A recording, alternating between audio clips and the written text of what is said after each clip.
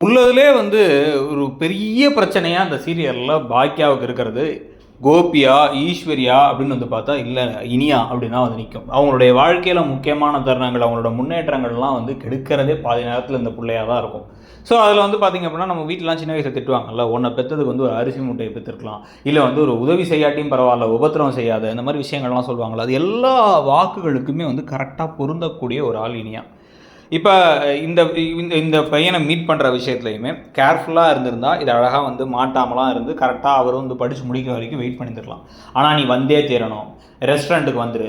நான் இங்க இருக்கேன். இங்க ரெஸ்டாரண்ட்ல ஒரு லவ்வர்ஸ பார்த்தேன். நீ வந்துரு." அப்படிங்கிறது. வீட்ல வந்து பொய் சொல்லி அவங்க அப்பாவுக்கு லைட்டா சந்தேகம் வந்துருச்சுங்கிறது கூட புரியாத மண்டா, அவங்க அப்பா கூட சேர்ந்து போயிட்டு நான் இங்க இறங்கிக்கிறேன் அப்படின்னு குடு குடுன்னு பின்னாடி போய் ரெஸ்டாரண்ட்டுக்கு போகாம என்ன பண்ணிரணும், உள்ளார போயிட்டு காலேஜுக்கு போயிட்டு, நான் காலேஜுக்கே வந்துட்டேன். எங்க அப்பாவுக்கு லைட்டா சந்தேகம் வந்துருச்சு. அதனால தான் இப்படி இருக்காருங்கிறத சொல்லணும். அந்த அளவு கூட கூறு, அறிவுலாம் இல்லாத புள்ள தான். கடைசில இப்ப என்ன ஆயிடுச்சு? செல்வியோடைய வாழ்வாதாரம் போயிடுச்சு. அவங்க பிள்ளைய படிக்க வைக்க வேண்டியது இருக்கு. இன்னும் 2 பிள்ளைங்க, சின்ன பிள்ளைங்க இருக்காங்க.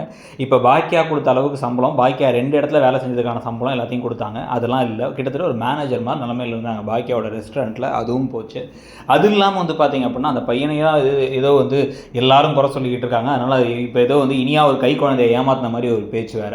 இந்த எல்லா பிரச்சனைகளுக்கும் இடையில பாக்கியாவுக்கு இப்போ வந்து என்ன சொல்கிறதுனே தெரில. ப்ளஸ் இதை ஒரு காரணமாக வச்சு அவங்களுடைய தொழில், அவங்களுடைய வேலைக்கு போகிறது எல்லாத்தையும் முடக்கிறதுக்கு ஈஸ்வரி, கோபி எல்லாருமே ட்ரை பண்ணுவாங்க.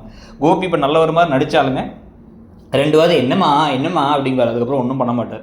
இப்போ எல்லா பிரச்சனையும் இப்போ பாக்கியா தலையில் தான் விழுந்திருக்கும். இப்போ ஹோட்டல் பிஸ்னஸையும் ஒழுங்காக பார்க்க முடியாது. இவ்வளோ பிரச்சனை கிடையாது. இனியா உடனே வந்து இப்போ நான் ஒரு முடிவு எடுக்கிறேன், ஓடி போயிடலான் இருக்கேன் பேசாமல் அப்படின்ட்டு. ஏன்னா உள்ளதில் இன்னும் மோசமாக தான் வந்து பிரச்சனைக்கு மேலே பிரச்சனை கொடுப்பாங்க. நேராக கிளம்பி எங்கள் அம்மா அப்பா வீட்டுக்கு ஓடி போயிடலாம், சரி அந்த ஆகாஷோட வீட்டுக்கு ஓடி போயிடலாம், அங்கே போய் தங்கிடலான்னு கிளம்பி போனாங்க அப்படின்னா இன்னமும் பெரிய தலைவலியும் பிரச்சனையும் தான் வரும். அதெல்லாம் நடக்கும்னு நினைக்கிறீங்களா? அந்த கதை எப்படி போகுது அப்படிங்கிறத சொல்லிவிட்டு உங்களுக்கு என்ன தோணுது, இந்த விஷயத்தை என்ன செஞ்சால் கரெக்டாக இருக்குங்கிறத சொல்லுங்கள். தேங்க்யூ.